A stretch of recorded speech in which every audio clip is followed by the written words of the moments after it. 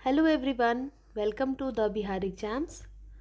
आज हम लोग बात करने वाले हैं कि आंसर राइटिंग कैसे स्टार्ट करें। ये जो फियर है आंसर राइटिंग का, उसको कैसे ख़त्म करके फियरलेस आंसर राइटिंग करें। ठीक है। और टेलीग्राम पे जब मैंने पोल करवाया तो बहुत सारे लोगों ने इस फेवर में वोट किया था कि हाँ, उन्हें ये वीडियो चाहिए, बहुत ज़्यादा रिक्वायरमेंट है। तो अभी बहुत सारे बच्चे जो मेंस लिखने वाले हैं उनके अंदर फियर है कि आंसर राइटिंग नहीं कर पा रहे या फिर स्टार्ट नहीं कर पा रहे। क्या करना है, रट्टा मारना है, समझना है, या फिर क्या सॉल्यूशन है जो हम आंसर राइटिंग कर पाए। ठीक है। तो अभी आपको पता है कि सब बच्चे अलग अलग स्टेज पे होंगे। कुछ बच्चे ने अच्छे से पढ़ाई की होगी, कुछ अभी पढ़ ही रहे होंगे, कुछ ट्रांजिशनिंग फेज में होंगे कि प्री से मेंस में कैसे शिफ्ट हो मेंटली। तो अलग अलग प्रॉब्लम है। अभी कुछ प्रॉब्लम की हम बात करेंगे, फिर उसके बाद मैं आपको एक शॉर्ट ट्रिक दूंगी कि कैसे उससे आप अपनी आंसर राइटिंग को सुधार सकते हो, हिंदी मीडियम वाले बच्चों के लिए भी और इंग्लिश मीडियम वाले के लिए भी। पहले हम आंसर राइटिंग जो अलग अलग फेजेस में लोगों को क्या प्रॉब्लम आती है उस पर बात करते हैं। तो आपको पता है आंसर राइटिंग में कुछ बच्चों का लैक ऑफ नॉलेज होता है। ठीक है। उनको उस टॉपिक के बारे में अभी नॉलेज नहीं है, उन्होंने प्री में पढ़ा था लेकिन डिटेल में नहीं पढ़ा था, जिसकी वजह से वो नहीं लिख पा रहे। कुछ बच्चों का ओवरफ्लो हो जा रहा है, वो जितना पढ़ रहे हैं, कोई भी टॉपिक पढ़ रहे हैं, ज़्यादा कंटेंट कंज्यूम कर ले रहे हैं और जब लिखने की बारी आ रही है तो उस पेज में एकदम ओवरफ्लो हो जा रहा है। जो आपका 8 मार्कर होता है या 7 मार्कर होता है और एक 38 मार्कर होता है, मतलब वो डिफ्रेंशिएट नहीं कर पा रहे कि किस में कितना लिखना है, ओवरफ्लो कर दे रहे नॉलेज का। कुछ बच्चे होंगे जिन बिल्कुल ही ब्लैंक हो जाते होंगे, जब भी लिखने की बारी आती होगी एकदम ब्लैंक, इंट्रो में जाके ही अटक जाते होंगे कि इंट्रो कैसे लिखे। बॉडी तो फिर भी कुछ कुछ लिख देंगे लेकिन इंट्रो में ही फ्लॉप हो जा रहे हैं, तो ब्लैंक हो जाते हैं। कुछ बच्चे होते हैं जिनका होता है कि उनको शुरुआत करने में ही डर लग रहा है, स्टार्ट ही नहीं कर पा रहे, स्टार्ट में ही प्रॉब्लम है। ठीक है। कुछ बच्चे होंगे जिनको लगता होगा कि अगर मैं लिखूंगा तो मैं बहुत ख़राब लिखूंगा, लो मार्क्स आएगा मेरा, मैं डीमोटिवेट हो जाऊंगा, जिसकी वजह से वो लिखना शुरू नहीं कर पा रहे हैं। कुछ बच्चे जो होंगे वो बहुत नर्वस फील कर रहे होंगे कि ये मेरा फर्स्ट टाइम है। फर्स्ट टाइमर वालों को बहुत ज़्यादा नर्वसनेस होता है। ठीक है। एंड किसी को राइट गाइडेंस नहीं मिल रहा होगा और उनको स्ट्रक्चरिंग करना नहीं आता कि नॉलेज तो है बट कैसे स्ट्रक्चर करें आंसर को, स्ट्रक्चरिंग में बहुत सारी प्रॉब्लम आ रही होगी। तो ये सारे कुछ वजह है जिसकी वजह से आंसर राइटिंग में आपको मुश्किल लग रहा है आंसर राइटिंग। ठीक है। चलो अब हम बात करेंगे कि आंसर राइटिंग में ऐसी क्या चीज़ें हैं जो हमें ध्यान रखनी है। क्या हमें रट्टा मारना है, क्या हमें समझना है हर चीज़ों को। तो आप सभी को पता होगा जैसा बीपीएससी का पैटर्न है मेंस का, उसमें जो आपका सिलेबस है वो काफ़ी फिक्स है। सिलेबस एकदम फिक्स है, मतलब टॉपिक्स जो आपको पता है कि हिस्ट्री के टॉपिक्स आपको हर साल वही रिपीट होते हैं। चंपारण पूछेगा तो पूछेगा, है ना, पाल आर्ट पूछता ही तो पूछता ही है, पाल मौर्य में से एक पूछ लेगा। तो एकदम फिक्स हिस्ट्री का सिलेबस है, तो क्यों ना हम इसको सबसे पहले तैयार करके रख लें। एक एक A4 शीट लेना है, A4 साइज शीट लेना है। ठीक है। उसको बीच से ऐसे फोल्ड करना है। फोल्ड करने के बाद आपको कोई भी टॉपिक आप पढ़ रहे हो, मान लो आपने मौर्यन आर्ट पढ़ा। ठीक है।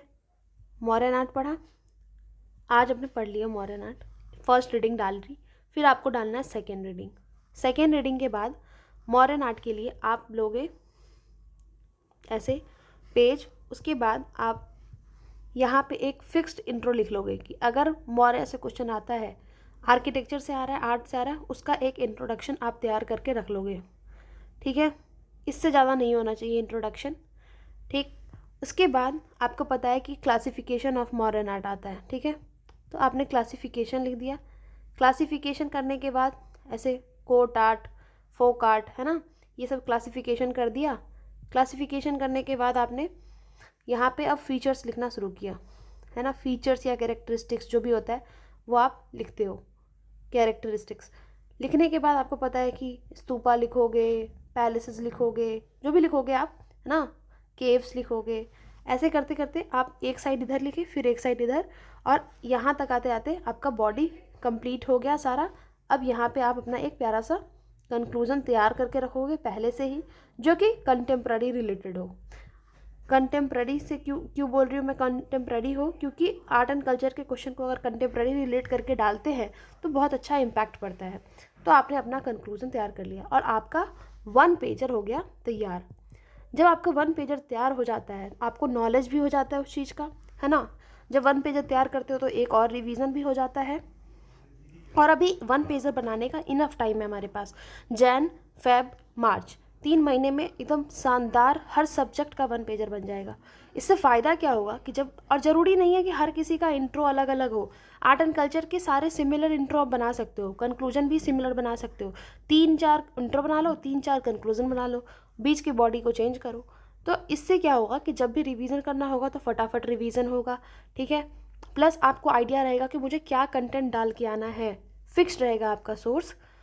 उसके बाद आपको आंसर राइटिंग में भी बहुत हेल्प होगा इससे। जैसे कि आपने इसको पढ़ा और सेम जा करके खुद से एक क्वेश्चन फ्रेम करना है और उस क्वेश्चन को जा करके लिख देना है, या फिर कोई एक PYQ उठाना है सेम मॉडर्न आर्ट का, उसको जाके पूरा लिखना है।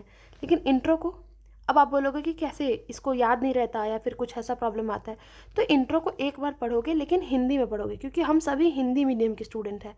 हम, क्योंकि जैसे ही हम दिमाग से सोचते हैं तो हम किस में सोचते हैं, हिंदी में सोचते हैं, इंग्लिश में सोचते हैं, हिंदी में सोचते हैं, फिर उसको ट्रांसलेट करते हैं इंग्लिश में। तो चाहे आप इंग्लिश मीडियम के स्टूडेंट हो, चाहे आप हिंदी मीडियम के स्टूडेंट हो आप सभी हिंदी मीडियम के ही बेसिकली। तो आपको सोचना है उसको, उस इंट्रो को आपने इंग्लिश में लिखा है लेकिन उसको बाइफरकेट करके, डिसाइफर करके आप उसको हिंदी में समझो कि आपने क्या लिखा है, ठीक है। वो वहाँ से आप समझ गए, फिर आपने इंट्रो को समझा, क्लासिफिकेशन को याद किया, रट्टा मारना पड़ेगा यहाँ पे, फीचर्स को आपको थोड़ा थोड़ा सा कहानी बना के स्टोरी के फॉर्म में आपको याद करना पड़ेगा। अगर आप स्टोरी के फॉर्म में याद करोगे तो आप वहाँ पे स्टोरी के फॉर्म में रेप्लिकेट कर पाओगे। अगर ऐसे ही लाइन बाय लाइन रटना चाहोगे तो प्रॉब्लम आएगी।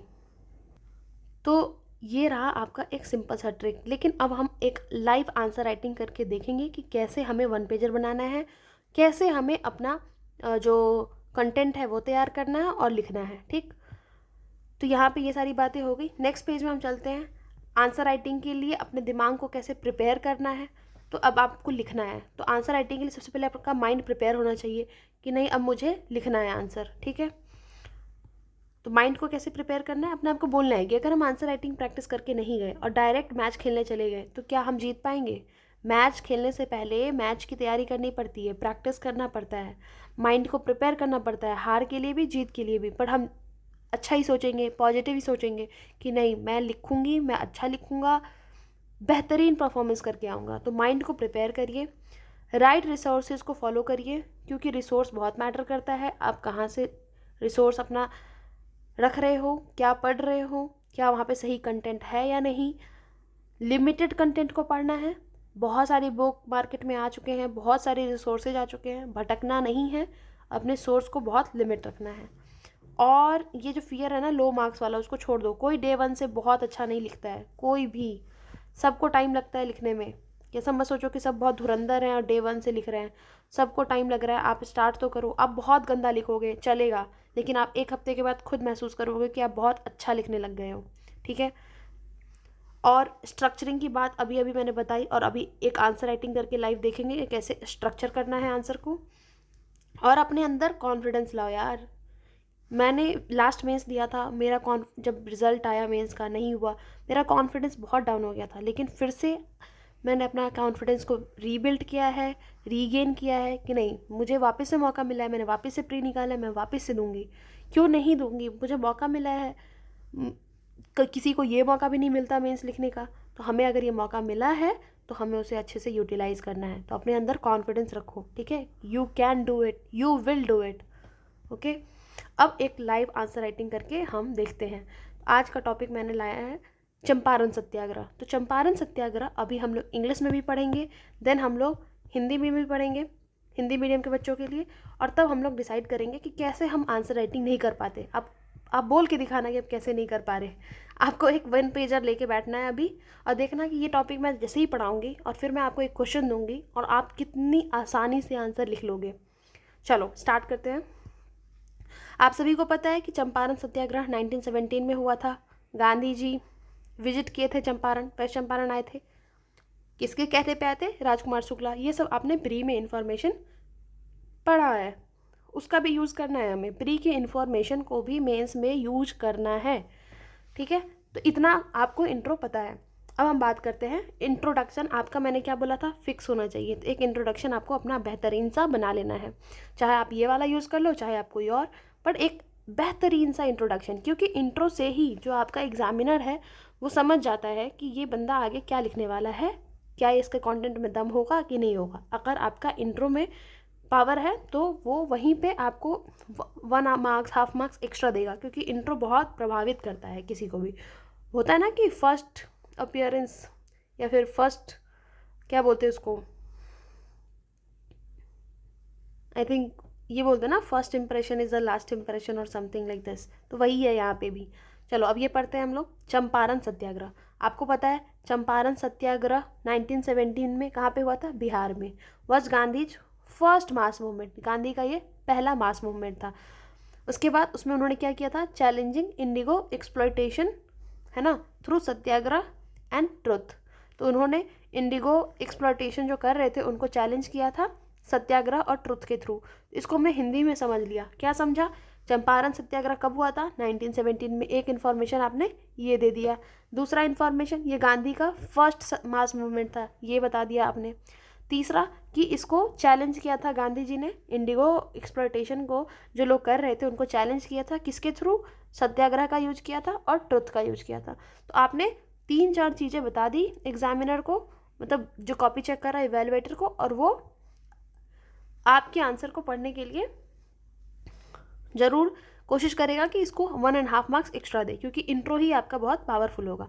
वापिस से याद करते हैं, चंपारण सत्याग्रह कब हुआ था? 1917 में। कहाँ हुआ था? बिहार के वेस्ट चंपारण डिस्ट्रिक्ट में। और गांधी जी का ये पहला मास मूवमेंट था जिसमें उन्होंने चैलेंज किया था Indigo exploitation through Satyagraha and truth. ठीक है, याद हो गया आपको इंट्रो। इंट्रो को 3 बार 4 बार पढ़ के फिनिश करना है, हिंदी में समझना है, फिर उसको अपने वर्ड्स में आप लिख सकते हो। ठीक, एक और इंट्रो मैंने यहाँ पे बनाया है, आपको इसमें से जो अच्छा लगे आप वो लिख सकते हो। In 1917 Champaran in Bihar became the cradle of India's mass nationalism, है ना। मास नेशनलिज्म का पालना बना कौन? बिहार का चंपारण डिस्ट्रिक्ट। वहीं से तो गांधी जी को पूरी प्रेरणा मिली आगे के रिवॉल्यूशन, आगे के लिए जो भी उन्होंने CDM NCM जो भी किया था। Gandhi challenged exploitative Indigo cultivation. तो दोनों में से अगर मुझे पूछा जाए तो मैं ये वाला लिखूंगी। वो वाला भी बेहतरीन था बट ये भी बहुत अच्छा है कि 1917 में चंपारण बिहार में जो डिस्ट्रिक्ट है वो cradle of India's mass nationalism बना, और गांधी ने चैलेंज किया एक्सप्लॉयटेशन ऑफ इंडिगो कल्टिवेटर्स। जो इंडिगो कल्टिवेटर्स थे उनके साथ जो एक्सप्लॉयटेशन हो रहा था उसको चैलेंज किया, जो प्लांटर्स थे, जो लोग थे जो ऐसी एक्सप्लॉयटेटिव प्रैक्टिसेस कर रहे थे। तो ये दोनों इंट्रो में से जो आपको सही लगे आपको वो याद कर लेना है। चंपारण सत्याग्रह जब हुआ तो उसका कुछ कॉज रहा होगा, तो कॉज तो लिखना ही बनता है। चंपारण सत्याग्रह हुआ उसका कुछ कारण तो था। कारण ये था, सबसे पहला कारण, ऐसे ही नंबरिंग करके लिखना है आपको। पहला कारण ये था तिनकठिया सिस्टम। ठीक है, ये एक कोऑर्सिव कल्टीवेशन था। तिनकठिया सिस्टम में क्या होता था? पीजेंट्स को फोर्स किया जाता था कि आप इंडिगो ग्रो करोगे 3/20th पार्ट ऑफ लैंड। मतलब अगर 20 पार्ट है ना, 20 कट्ठा है तो 3 कट्ठे में आपको इंडिगो कल्टीवेट करना होगा। ये फोर्सफुल था। दूसरा क्या कारण था? Planters operations. प्लांटर्स जो थे वो, जो यूरोपियन प्लांटर्स थे वो इम्पोज करते थे illegal levies, illegal taxes, forced labour, कि आपको उगाना ही पड़ेगा कल्टीवेशन। फिर एक तीसरा कारण था डेब्ट ट्रैप। क्या करते थे? वो एडवांस में पैसा दे देते थे, उतना ज़्यादा भी नहीं देते थे, कम ही देते थे, जितना लगता था ना इनपुट उससे भी कम एडवांस दे दिया। अगर वो टाइम पे नहीं चुका पाए या फर्टिलिटी उतनी अच्छी नहीं हुई इंडिगो की तो पेनल्टीज लगा देते थे। ठीक है, उनसे बॉन्डेड इंडेप्टनेस में वो फंसे जा रहे थे। इससे क्या हुआ कि इकोनॉमिक डिपेंडेंसी हो गई प्लांटर्स की, सॉरी जो कल्टिवेटर्स हैं उनकी, किस पे? यूरोपियन प्लांटर्स पे। फिर उसके बाद Indigo reduced fertility of soil. आपको भी पता है कि इंडिगो की जो कल्टिवेशन करते थे उससे सॉइल की फर्टिलिटी डिग्रेड होती थी, जिसकी वजह से सब्सिस्टेंस क्राइसिस हो गया। वो खुद के लिए भी अनाज नहीं उगा पा रहे थे, फूड सिक्योरिटी नहीं हो पा रहा था, रूरल पॉवर्टी आ गया और फूड इनसिक्योरिटी आ गया। तो ये एक फार्मूला जैसा आप बना के अपने पॉइंट्स को लिख सकते हो। ठीक है, बट ऐसा ज़्यादा नहीं करना है, 1-2 आंसर में ही आप ऐसा फार्मूला वगैरह लगा सकते हो। उसके बाद इंस्टीट्यूशनल बायस आ गया। Police court favoured planters. किसको? पुलिस और कोर्ट किसको फेवर कर रहे थे? प्लांटर्स को फेवर कर रहे थे। अभी मैंने आपको 5 कॉज बताए। क्या क्या बताया? वापस से रिकॉल करो। तिनकठिया सिस्टम, ठीक है, तिनकठिया सिस्टम कारण था क्या करते थे उसमें 3/20th लैंड पे फोर्सफुल कल्टीवेशन करवाते थे। फिर दूसरा कारण मैंने बताया प्लांटर्स ऑपरेशन। प्लांटर्स को जो थे वो ऑपरेट्स करते थे, फोर्स लेबर करवाते थे, इलीगल टैक्स लेते थे। ठीक है। तीसरा बताया मैंने, डेब्ट ट्रैप में फंसा देते थे, एडवांस दे देते थे, पेनल्टी चार्ज करते थे। चौथा मैंने आपको बताया कि indigo reduce the fertility of soil, soil की फर्टिलिटी को रिड्यूस कर दिया, और जिसकी वजह से सब्सिस्टेंस क्राइसिस और rural poverty plus insecurity, food insecurity आ गया। फिर आपको मैंने बताया कि इंस्टीट्यूशनल बायस भी था, ये पुलिस, ये कोर्ट्स किसको फेवर करते थे, प्लांटर्स को फेवर करते थे। ठीक है, तो ये आपको कॉज याद हो गया 5, इंट्रो कॉज, 2 चीज़ कंप्लीट हो गया। अब देखो, आप चाहो तो ये ऐसा मैप बना के दिखा सकते हो कि बिहार में कौन सी जगह पे चंपारण सत्याग्रह का लोकेशन क्या था। उसके बाद डेवलपमेंट कैसे हुआ, क्या क्या हुआ, सत्याग्रह जब स्टार्ट हुआ तो उसके बीच में क्या क्या हुआ। तो आपको पता है कि जो पीजेंट लीडरशिप थे, राजकुमार शुक्ला जी थे, वो गए थे कहाँ पे, लखनऊ सेशन में, और वहाँ पे उन्होंने लखनऊ सेशन में पार्टिसिपेट किया और गांधी जी को बोला कि आप आइए और वहाँ के कल्टिवेटर्स की प्रॉब्लम को सॉल्व करिए। तो वो लखनऊ सेशन में मिले थे। उसके बाद गांधी जी आते हैं, उनका अराइवल होता है, फिर इन्वेस्टिगेशन होता है 1917 में। गांधी जी खुद जाते हैं मोतिहारी, बेतिया, ठीक है। वहाँ पे उन्होंने एविडेंस बेस्ड एक्टिविज्म किया, रिकॉर्ड किया पीजेंट्स के स्टेटमेंट्स को, ठीक। उसके बाद सिविल डिसोबीडियंस स्टार्ट हुआ, उनको ऑर्डर दिया गया कि आप चंपारण छोड़ कर जाइए, पर गांधी ने रिफ्यूज़ किया, केस फाइल किया, वापस से विदड्रॉ किया। फिर मॉरल लेजिटिमेसी ऑफ सत्याग्रह, ठीक। उसके बाद आपको पता है कि इसमें कौन कौन से की लीडर्स थे, ब्रज किशोर प्रसाद, राजेंद्र प्रसाद, अनुग्रह नारायण सिंह, रामनवमी प्रसाद, JB कृपलानी, ठीक। उसके बाद 6 पॉइंट ये है कि चंपारण एग्रीगेरियन कमेटी बनी 1917 में टू इंक्वायरी, है ना। तो 6 आपको मैंने डेवलपमेंट में क्या क्या चीज़ें हुई बताया मैंने। पहले तो पीजेंट लीडरशिप, राजकुमार शुक्ला जी जो कि गांधी जी को बुलाते हैं विजिट करने के लिए INC के लखनऊ के सेशन में। फिर अराइवल होता है उनका, गांधी जी आते हैं। फिर थर्ड में बताया कि एविडेंस बेस्ड एक्टिविज्म हुआ, जा करके पीजेंट्स के स्टेटमेंट को गांधी जी ने रिकॉर्ड किया।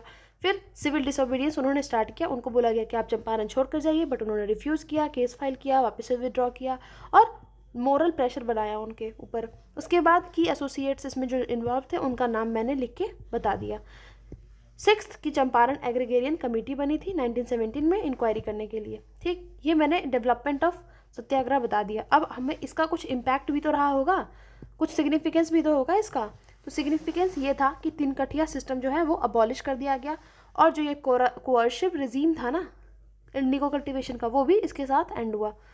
लीगल आउटकम ये आया कि recommendations led to the Champaran agrarian act 1917, Champaran agrarian act बन गया। मटेरियल रिलीफ ये मिला कि पीजेंट्स को रिफंड मिला 35% समथिंग। उसके बाद मास मोबिलाइजेशन हुआ, Champaran became the Gandhi's first successful satyagraha. 5th long term legacy छोड़ के गया ये satyagraha, temple for Kheda 1918, Ahmedabad 1918, NCM 1920। वापिस से एक बार देख लेते हैं इसको, इम्पैक्ट क्या पड़ा। तो इम्पैक्ट ये था कि 3 कठिया सिस्टम अबॉलिश हो गया, ठीक है, कोलैप्स हो गया, कोअर्सिव इंडिगो रिजीम। दूसरा कि लीगल आउटकम आया कि चंपारण एग्रीगेरियन एक्ट बन गया। तीसरा मटेरियल रिलीफ मिला, उनको रिफंड मिल गया। चौथा ये कि मास मोबिलाइजेशन हुआ, Champaran became the Gandhi's first successful Satyagraha. And 5th की लॉन्ग टर्म इम्पैक्ट ये पड़ा कि टेम्पल फॉर खेड़ा 1918 में खेड़ा मूवमेंट किया था उन्होंने, अहमदाबाद भी 1918 में किया, NCM 1920 में किया। इन सब का जो इंस्पिरेशन और जो था वो कौन सा था, चंपारण सत्याग्रह था। और एक पावरफुल कंक्लूजन उसके बाद आपको लिखना है कि Champaran satyagraha expose the colonial agrarian exploitation and proved non violent resistance as an effective weapon for India's freedom struggle. तो अभी आपको पूरा फॉर्मेट मिल गया, एक स्ट्रॉन्ग इंट्रो, एक अच्छा सा बॉडी जिसमें आपने कॉज भी बता दिया, डेवलपमेंट ऑफ मूवमेंट भी बता दिया, उसके बाद आपने इसका इम्पैक्ट क्या हुआ वो भी बता दिया। इम्पैक्ट के बाद आपने एक स्ट्रॉन्ग कंक्लूजन भी डाल दिया। ये आपका पूरा फॉर्मेट तैयार हो गया। आप इसका 1 पेजर भी बना सकते हो। आप अब इसको बिना देखे लिखने का ट्राई करोगे, ठीक है। एक 1 पेजर शीट लोगे A4 साइज, दोनों तरफ से मार्जिन डालोगे और इतने पेज में ही आपको लिखना है, ठीक है। अगर वो 8 मार्कर है तो 2 पेज में एक तरफ, दूसरी तरफ 2 पेज में लिख के ख़त्म करोगे। अगर 38 मार्कर है तो 5 पेज आपको लिखना होगा, ठीक है। तो इसी पॉइंट्स को आप थोड़ा सा इलेबोरेट कर सकते हो। अब हिंदी मीडियम के बच्चों के लिए भी सेम बातें हैं कि 1917 में चंपारण सत्याग्रह बिहार में मतलब गांधी जी ने स्टार्ट किया था। पहला सफल जल आंदोलन था, सत्याग्रह का प्रयोग किया था उन्होंने। लोकेशन को आप लोग मार्क कर दोगे। कॉज में वही 3 कठिया प्रथा थी, है ना। औपनिवेशिक शोषण हो रहा था, फसल विकृति, क्रॉपिंग पैटर्न डिस्टॉर्ट हो रहा था, फर्टिलिटी कम हो रही थी, खाद्य असुरक्षा हो गई, ऋण जाल में फंस गए, डेब्ट ट्रैप में फंस गए, अग्रिम धन दे देते थे, जुर्माना लेते थे, ब्याज से किसान कर्ज का दास्तां में फंसे रहे, संस्थागत अन्याय हुआ इनके साथ, इंस्टीट्यूशनल बायसनेस जिसको इंग्लिश में कहते हैं। पुलिस प्रशासन जो थी वो किसकी तरफ थी, वो नीलहो के मतलब पक्ष में ही थी, जो कल्टीवेशन करवाते थे। इसके प्रोसेस डेवलपमेंट कैसे कैसे हुआ, तो जन नेतृत्व किया है ना, किसने, राजकुमार शुक्ला जी ने जन नेतृत्व किया। उसके बाद तथ्य संग्रह, एविडेंस बेस्ड इंक्वायरी की गई, गांधी जी खुद जाकर के मोतिहारी में किसानों का बयान को दर्ज किए। उसके बाद सविनय अवज्ञा स्टार्ट हुआ, गांधी जी को क्षेत्र छोड़ने का आदेश दिया गया, उन्होंने अस्वीकार किया और केस किया, दबाव में फिर हटा भी दिया। मुख्य सहयोगी नेता कौन कौन से थे इसमें, राजेंद्र प्रसाद, ब्रजकिशोर प्रसाद, अनुग्रह नारायण सिंह, रामनवमी प्रसाद और जेबी कृपलानी। ठीक है। फिफ्थ क्या हुआ कि सरकारी समिति बनाई गई, Champaran agrarian committee, inquiry committee थी, 1917 में गठित हुई और गांधी इसके सदस्य थे। ठीक है। और उसके बाद इसका इम्पैक्ट क्या रहा कि तिनकठिया प्रथा का अंत हो गया, कानूनी सुधार किए गए, है ना, चंपारण एग्रीगेरियन एक्ट बना दिया गया, लागू कर दिया गया, आर्थिक राहत भी मिला, धन वसूली का आंशिक रिफंड भी दिया गया। उसके बाद राजनीतिक चेतना, किसानों में एम्पावरमेंट व राष्ट्रवाद का जनाधार का विस्तार हुआ, ऐतिहासिक विरासत, आगे के आंदोलन जैसे कि खेड़ा, अहमदाबाद, असहयोग हेतु गांधीयन मास पॉलिटिक्स का मॉडल बना। उसके बाद आपको पता है समकालीन प्रासंगिकता क्या है, आज के टाइम में अगर हम इसको जोड़े कंटेम्प्रेरी टाइम से तो क्या रिलेवेंस है इसका। आज भी कृषि संकट, अनुबंध खेती, ऋण जाल, किसान अधिकार जैसे मुद्दे में चंपारण की सीख न्यायपूर्ण शासन व जवाबदेही देती है ना। और निष्कर्ष आपको पता है कि चंपारण सत्याग्रह ने दिखाया कि सत्य, अहिंसा और जन संगठन की शक्ति औपनिवेशिक शोषण जैसी व्यवस्था को भी बदल सकती है। इसमें एकदम लिमिटेड वर्ड दिए गए हैं, एकदम लिमिटेड, कहीं से भी बहुत ज़्यादा ओवरफ्लो ऑफ कंटेंट नहीं है। आप उतना ही पढ़ो जितना आप पेपर में जाके रेप्लिकेट कर सको, उतना ही आपको पढ़ना है जितना आप पेपर में जा के उस दो जो पेज होता है ना उस शीट पे जा के रिफ्लेक्ट कर सको। आपको वही उतने ही वर्ड चाहिए, उससे ज़्यादा लेकर के पढ़ के भी क्या फ़ायदा। हम दिमाग में इतना सारा कंटेंट रहेगा, वहाँ पे प्रॉब्लम आएगी आपको। तो इसमें एकदम देखो कितने शॉर्ट में कितने क्रिस्प तरीके से दिया गया है, इतना ही पढ़ना और इतना ही जाके लिखना है। हम क्यों पढ़ेंगे कि खेड़ा में क्या हुआ, अहमदाबाद में इतने डिटेल में क्या हुआ, कैसे राजनीतिक चेतना बढ़ी, इतने हमको नहीं बताना है। जितना बताना है हमें उतना ही पढ़ना है। ठीक है। तो अभी आपको मैंने चंपारण सत्याग्रह पढ़ा दिया, अब आपका क्या ड्यूटी बनता है कि हमें एक शीट लेनी है, हमें जा कर के इसको एक बार और पढ़ना है और वापस से जा कर के इसको लिखना है। अब अगर लिखने में प्रॉब्लम आ रही है तो दिक्कत है, वरना आई थिंक बहुत सारे 90% लोगों का इसके बाद प्रॉब्लम सॉल्व हो जाएगा। जैसे ये टॉपिक इस तरीके से बढ़ा, अपना 1 पेजर तैयार किया और फिर जाके ये लिखा, तो उसमें थोड़ा सा रट्टा तो मारना है, आई नो थोड़ा सा रट्टा मारना है, पर समझ के रट्टा मारेंगे तो ज़्यादा बेहतर है, याद आएगा एग्जाम में। स्टोरी बना करके याद करेंगे कि कैसे कैसे हुआ, गांधी जी कैसे कैसे आए, क्या क्या डेवलपमेंट हुआ, तो ज़्यादा याद रहेगा रैदर देन आप कोशिश करोगे कि मैं रट्टा मारूँ लाइन बाय लाइन। समझ के रट्टा मारो, ये एक तरीका होता है। उसके बाद आपको जा करके इसको लिखना है, और जैसे ही आपने ये टॉपिक एक बार लिख लिया तो वो आपके इनर मसल मेमोरी में फिट हो जाएगा, फिर आप नहीं भूलोगे। ऐसे ही करना है आंसर राइटिंग। और अगर आपको ऐसे टॉपिक्स और पढ़ने हैं, मतलब आप चाहते हो कि मैं हिस्ट्री के सारे टॉपिक्स कवर करवा दूँ, मैं करवा दूँगी, बस आपको बताना होगा कमेंट्स में आके। ओके, मिलते हैं आपसे नेक्स्ट वीडियो में, एंड आई होप कि आप सभी का आंसर राइटिंग का जो भी प्रॉब्लम था वो सॉल्व हो चुका है। Thank you so much.